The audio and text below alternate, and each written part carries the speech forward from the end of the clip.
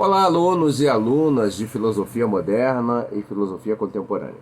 Estamos fazendo estudo do Iluminismo, já falamos de algumas características gerais desse sistema filosófico, falamos também sobre o mundo cultural europeu no sentido mais amplo, e no nosso último vídeo estávamos mencionando a figura de Isaac Newton e a importância que teve a Inglaterra como modelo para que os intelectuais do iluminismo pensassem uma nova sociedade, pensassem uma nova ordem. A Inglaterra como uma espécie de laboratório onde estavam acontecendo alguns princípios e fundamentos que eram caros para a lógica de pensamento filosófico do iluminismo. Mas nós iremos entrar agora no mundo francês de cultura, porque é dentro do mundo cultural francês que efetivamente o iluminismo vai se desenvolver. Algumas experiências, às vezes, da cultura europeia se destacam mais nesse ou naquele país, como o romantismo na Alemanha, o Renascimento na Itália e, no caso, o iluminismo na França. E eu gostaria de começar com dois intelectuais importantes, e falaremos mais adiante de Voltaire, Rousseau, Diderot, e outros pensadores, mas eu gostaria de começar nesta hora falando, acabei de citá-lo, falando de D'Alembert e Diderot, e em seguida falando de Montesquieu. Qual a importância desses intelectuais? Primeiro, D'Alembert e Diderot são dois intelectuais franceses ligados ao iluminismo, muito importantes porque foram os organizadores daquilo que nós definimos como a enciclopédia. Essa enciclopédia foi produzida entre o ano de 1751 e o ano de 1772, 27 volumes. E tinha algumas finalidades dentro desse projeto. Era uma enciclopédia tal qual nós conhecemos hoje a ideia de enciclopédia. É onde você vai encontrar verbetes sobre vários assuntos, vários conhecimentos e várias questões relativas ao saber. Hoje, numa ordem alfabética, que sempre foi assim, na verdade, você vai ali localizando palavras que te interessam, você procura ali filosofia antiga, você procura ali mecânica, você procura ali astronomia, você vai procurando palavras dentro do que te interessa discutir e pensar, e a enciclopédia te dá uma definição mais ou menos breve, incisiva, mas bem lógica e bem consistente do que deve ser pensado no momento inaugural sobre aquele assunto, sobre aquele tema. D'Alembert e Diderot organizaram essa enciclopédia. Ela tinha alguns objetivos. O primeiro deles, a universalização do saber. Os iluministas estão possuídos por um senso de missão. Eles querem realmente entender bem, através da razão, o que o mundo foi, o que o mundo é, fazer projeções para aquilo que o mundo pode vir a ser, e eles também estão interessados em ampliar as possibilidades de ação do saber, para que um número maior de indivíduos possam assumir uma plenitude de cidadania através do acesso efetivo ao conhecimento. Temos que lembrar que o mundo da aristocracia, o mundo da experiência cultural da Idade Média, era um mundo restritivo, onde o saber era um privilégio de minorias que estavam associadas diretamente ao exercício mais evidente do poder. O clero, o alto clero e os nobres, esses eram detentores das possibilidades do conhecimento, e eram eles também que tinham o poder econômico e o poder político, formavam a classe dominante, por assim dizer, usando uma expressão mais moderna, nesse contexto do mundo medieval. Então agora se tem uma tentativa de fazer uma sociedade nova, e isso passaria também pelo aspecto de ampliar a possibilidade de alcance do saber, o saber chegar ao maior número de pessoas. A enciclopédia, portanto, era um projeto assim de democratização do saber, era um processo de universalização do saber. Era essa uma das perspectivas. A outra perspectiva era a produção de uma síntese de todo o saber.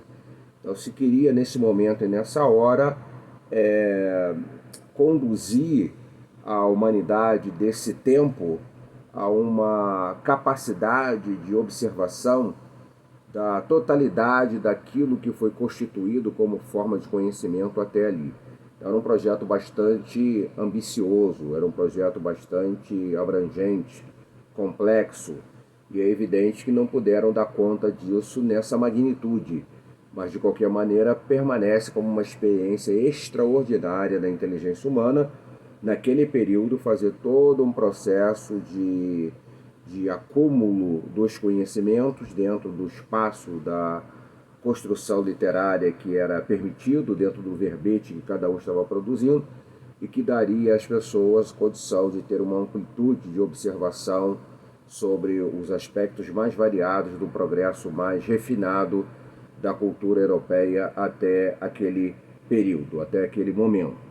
Um outro elemento importante que está presente nessa enciclopédia, que diz respeito a uma preocupação intelectual dos iluministas, é o teor crítico em relação à tradição, em relação às autoridades. Então ali também é um lugar onde se faz uma propaganda ideológica, onde a ideologia iluminista ela estará sendo explicitada. Alguns verbetes claramente vão fazer uma leitura de todo o processo da tradição, e o processo da tradição aí está ligado necessariamente à hegemonia da Igreja Católica, ainda mais na França. Lembremos de Voltaire dizendo: esmaguemos a infame, está se referindo à Igreja Católica. Então há um ódio intelectual significativo da parte de alguns iluministas e de um número expressivo deles em relação ao poder religioso representado pela dinâmica eclesiástica do catolicismo.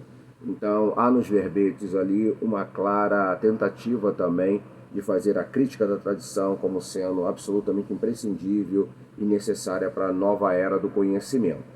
E há também uma questão de questionamento das autoridades, porque elas estariam sendo vistas como forças impeditivas de uma liberdade de expressão, ou a possibilidade de um exercício de censura e de uma repressão mesmo, em sentido mais duro e implacável, contra essa possibilidade de ser livre para pensar e assim gerar um progresso mais intensificado e mais célere e mais abrangente no mundo da experiência cultural e civilizatória da Europa moderna.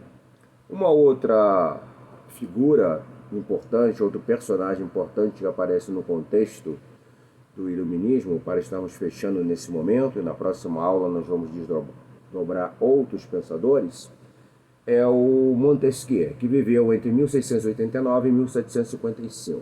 Montesquieu é o pai do constitucionalismo liberal moderno. Então está ali a lógica do liberalismo, que é aquela lógica de que o Estado deve ter uma preocupação de atender a sociedade como um todo, ou o mito da ideia do Estado atendendo a sociedade como um todo, criando condições de uma universalidade de cidadania.